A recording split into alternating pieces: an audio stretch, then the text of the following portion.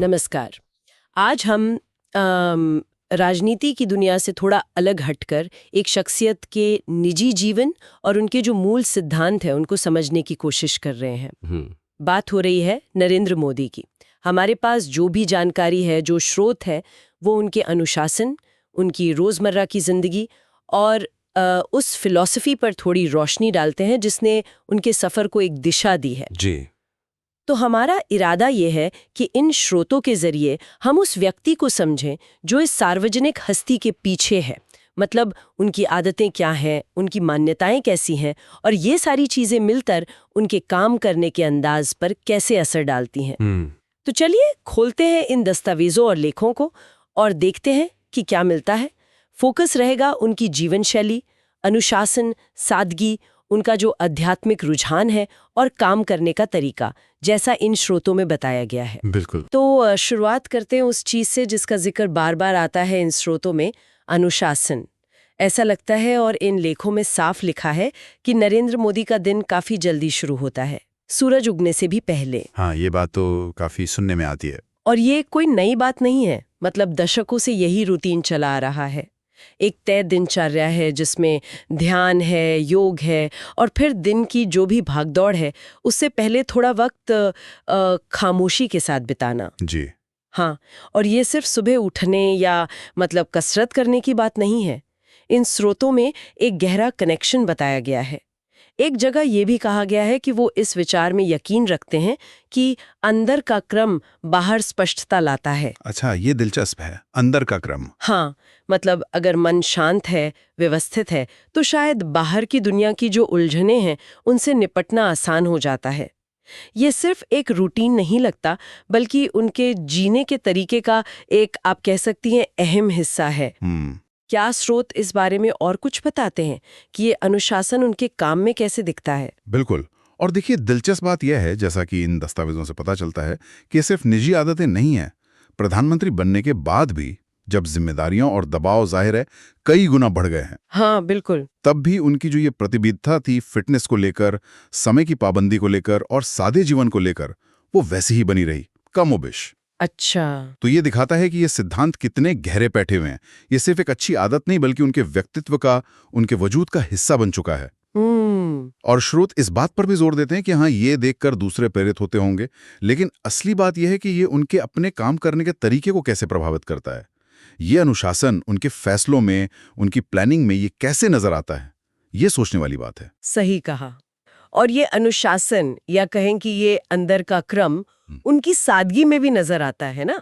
एक तरफ तो वो वैश्विक मंच पर इतनी बड़ी हस्ती है जी। लेकिन दूसरी तरफ स्रोत बताते हैं कि उनकी जीवन शैली काफी हद तक सादगी पर आधारित है। जैसे एक लेख में पढ़ने में आया कि वो कम से कम सामान के साथ यात्रा करना पसंद करते हैं। ये बात आती है सामने। और ये भी सुनने में आता है कि अपना शेड्यूल, अपनी चीजें वो काफी हद तक खुद ही मैनेज करते हैं, व्यवस्थित करते हैं। काम करने के तरीके में दक्षता, मतलब एफिशिएंसी, उस पर उनका बहुत जोर रहता है। जी हाँ। अच्छा, और ये जो विस्तार पर ध्यान देने वाली बात है, ये कैसे सामने आती है? क्या स्रोतों में इसके कुछ उदाहरण हैं?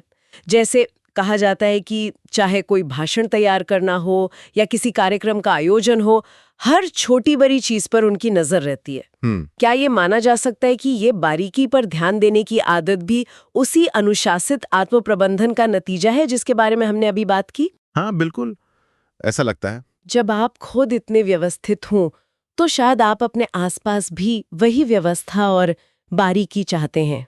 हाँ, और सोचने वाली बात यह है कि उनके लिए, जैसा कि ये स्रोत इशारा करते हैं, ये सादगी कोई मजबूरी या कोई सीमा नहीं है, बल्कि ये एक तरह की आज़ादी है, एक मुक्ति है। अच्छा, मुक्ति कैसे? देखिए, अगर हम इसे बड़ी तस्वीर से जोड़कर देखें तो ये सादगी शायद उन्हें जो गैर ज़रूरी चीज़ें हैं, जो जटिलताएं हैं, उनसे दूर रखकर उन मुद्दों पर फोकस करने में मदद करती है जो वाकई अहमियत रखते हैं। ये प्रभावी प्रबंधन का एक बुनियादी सिद्धांत भी है कि भटकाव कम करो, सिग्नल पर ध्यान दो। जब जीवन में तामझाम कम होता है तो बड़े लक्ष्यों के लिए ज्यादा ऊर्जा और स्पष्टता बचती है। सही बात है। स्रोत बताते हैं कि ये सिर्फ निजी पसंद का मामला नहीं, बल्कि शायद काम करने का एक सोचा समझा तरीका भी हो सकता है। ये दिलचस्प नुक्ता है कि सादगी एक तरह की मुक्ति हो सकती है, और इस अनुशासन और सादगी के पीछे जैसा कि स्रोत बताते हैं, एक आध्यात्मिक झुकाव भी काम करता नजर आता है। जी। इन लेखों में बार बार इस बात पर रोशनी डाली गई है कि मोदी ने हमेशा आध्यात्मिकता से एक तरह की ताकत हासिल की है। जी। हिमालय से उनका जो जुड़ाव बताया जाता है, या फिर युवावस्था में कुछ साल एकांत में बिताने का जिक्र आता है। हाँ, वो समय जो उन्होंने लिया था। हाँ, और कर्म एवं कर्तव्य में उनका जो गहरा विश्वास है, इन सब चीजों ने स्रोतों के अनुसार दुनिया को देखने के उनके नजरिए को काफी गहराई से शक्ल दी है। वो अक्सर सेवा भाव की बात करते हैं। स्रोत इसे सर्विस स्पिरिट या सेवा की भावना के तौर पर समझाते हैं। जी। और ऐसा लगता है कि वो इसे सिर्फ कहने की बात नहीं मानते, बल्कि अपने जीवन और अपने नेतृत्व की बुनियाद मानते हैं। इन दस्तावेजों के मुताबिक उनका मानना है कि सत्ता अपने आप में कोई मंजिल नहीं है, बल्कि ये सेवा करने का एक जरिया है। ये उनके निजी दर्शन का एक अहम हिस्सा लगता है। और यहीं पर देखिए, राजनीति और दर्शन का एक दिलचस्प मिश्रण देखने को मिलता है, जो मोदी की एक खास शैली बनाता है। हाँ, कैसे? एक तरफ वो बेहद व्यवहारिक नजर आते हैं, मतलब नीतियों पर, योजनाओं पर, आंकड़ों पर केंद्रित। बिल्कुल। लेकिन दूसरी तरफ उनके भाषणों में और शायद उनके कुछ फैसलों में भी, जैसा कि स्रोत बताते हैं, एक गहरा चिंतनशील पहलू नजर आता है। ये हमें इस अहम सवाल पर सोचने को मजबूर करता है कि किसी व्यक्ति के निजी आध्यात्मिक विश्वास, उसकी मान्यताएं, उसके सार्वजनिक जीवन के फैसलों और नेतृत्व को किस हद तक और कैसे प्रभावित कर सकती हैं। हाँ, ये बात तो है। ये दिखाता है कि लीडरशिप सिर्फ बाहरी रणनीतियों और दांवपेच का खेल नहीं है, बल्कि व्यक्ति के अंदरूनी मूल्यों और विश्वासों का भी आईना होती है। स्रोत हमें ये सोचने पर मजबूर करते हैं कि ये संतुलन कैसे काम करता है। हाँ, ये वाकई एक गहरा सवाल है। और ये जो अंदरूनी विश्वास हैं, ये उनकी काम करने की शैली, उनकी कार्यशैली में बहुत साफ तौर पर दिखते हैं। जी। स्रोत मोदी की एक अथक, मतलब कभी न थकने वाली कार्यशैली का ब्यौरा देते हैं।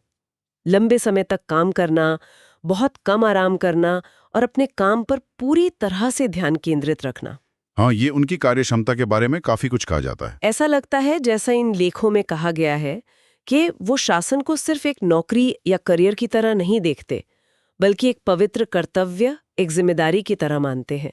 एक मिशन की तरह। हाँ, मिशन कह सकती हैं। उनका वो मशहूर नारा भी है, राष्ट्र प्रथम, सदैव प्रथम। ये इसी भावना को सामने लाता है। बिल्कुल। ये इस बात पर जोर देता है कि सार्वजनिक सेवा के लिए व्यक्तिगत आराम और शायद कुछ हद तक निजी जीवन का भी त्याग करना पड़ सकता है। स्रोतों के मुताबिक उनके लिए काम एक तरह से पूजा की तरह है और देश सबसे ऊपर है। जी। ये सिर्फ एक राजनीतिक बयानबाजी से ज्यादा उनके काम करने के तरीके का मूल मंत्र लगता है। बिल्कुल। और देखिए, हर भाषण, हर नीति, हर पहल के पीछे, जैसा कि स्रोत बताते हैं, एक अंदरूनी विश्वास काम करता हुआ महसूस होता है कि नेतृत्व सिर्फ ताकत दिखाने के बारे में नहीं है, बल्कि किसी बड़े उद्देश्यों को पूरा करने के बारे में है। उनकी ये कड़ी मेहनत वाली कार्यनीति सीधे तौर पर उस बड़ी दृष्टि या विजन से जुड़ी हुई है जिसे वो देश के लिए रखते हैं, जैसा कि इन दस्तावेजों में बताया गया है। सही। ये सिर्फ ज्यादा घंटे काम करना नहीं है, बल्कि एक बड़े लक्ष्य के प्रति पूरी तरह से समर्पित होना है। ये दिखाता है कि कैसे एक व्यक्ति की निजी प्रतिबद्धता एक बड़े सामूहिक प्रयास को दिशा और ऊर्जा दे सकती है। ये समर्पण की भावना स्रोतों में बार बार उभर कर आती है। तो इन सब बातों को अगर हम जोड़कर देखें, ये अनुशासन, ये सादगी, ये आध्यात्मिक झुकाव और ये अथक कार्य नीति, तो स्रोतों से क्या मुख्य बात निकल कर आती? मुझे लगता है एक बड़ा सबक ये है कि प्रभावी नेतृत्व की शुरुआत कहीं ना कहीं आत्म नेतृत्व से होती है। हाँ, ये बहुत जरूरी बात है। मतलब खुद को समझे बिना, खुद पर नियंत्रण रखे बिना शायद दूसरों का नेतृत्व करना मुश्किल है। चाहे वो अनुशासन के जरिए हो, ध्यान से मन को शांत करना हो, या फिर सेवा का भाव हो। स्रोत इशारा करते हैं कि महानता कोई एक दिन में हासिल होने वाली चीज नहीं, बल्कि लगातार किए जाने वाले छोटे छोटे अनुशासित कामों और अभ्यासों से बनती है। हाँ, ये बहुत अहम बात है। और जब हम इन स्रोतों के जरिए नेता के पीछे के व्यक्ति को समझने की कोशिश करते हैं, तो हम ये भी समझने लगते हैं कि कैसे कोई बड़ी दृष्टि या विजन हकीकत में बदलता है, एक एक कदम करके, हर एक अनुशासित दिन के साथ। जी। ये यात्रा सिर्फ राजनीतिक नहीं है, जैसा कि स्रोत हमें बताते हैं। ये मानसिक है, आध्यात्मिक है और भावनात्मक भी है। ये इस बात को उजागर करता है कि किसी देश का नेतृत्व करने से पहले व्यक्ति को खुद का नेतृत्व करना सीखना पड़ता है। अंदरूनी ताकत, मानसिक स्पष्टता और एक मजबूत नैतिक दिशा, यही बाहरी चुनौतियों का सामना करने की नींव बनती है। सही। स्रोतों से मिली ये जानकारी हमें व्यक्ति और उसके सार्वजनिक किरदार के बीच के गहरे रिश्ते को दिखाती है। तो आज हमने नरेंद्र मोदी के राजनीतिक व्यक्तित्व से थोड़ा हटकर उनके व्यक्तिगत अनुशासन, सादगी और आध्यात्मिक विचारों की दुनिया में झांकने की कोशिश की। वो भी पूरी तरह से उन स्रोतों के आधार पर जो हमारे पास थे। जी। हमने देखा कि कैसे उनकी दिनचर्या, उनके सिद्धांत और उनकी मान्यताएं, जैसा कि इन दस्तावेजों में बताया गया है, उनके काम करने के तरीके और उनके नेतृत्व को एक खास शक्ल देती हैं। और उनकी जीवन कहानी, जैसा कि इन स्रोतों में सामने आती है, हमें इस पर सोचने के लिए छोड़ जाती है कि किसी भी बड़े लक्ष्य को हासिल करने के लिए, चाहे वो सार्वजनिक जीवन में हो या किसी और क्षेत्र में, व्यक्तिगत अनुशासन, अंदरूनी मजबूती और एक स्पष्ट उद्देश्य का होना कितना जरूरी है। बिल्कुल। शायद यही वो विचार हैं जिसे श्रोता आज की इस बातचीत से अपने साथ ले जा सकते हैं कि बड़े बदलावों की नींव अक्सर हमारे अपने अंदर किए गए छोटे मगर लगातार और अनुशासित बदलावों से ही रखी जाती है। ये निजी जीवन और सार्वजनिक भूमिका के बीच के संबंध पर एक जरूरी चिंतन है।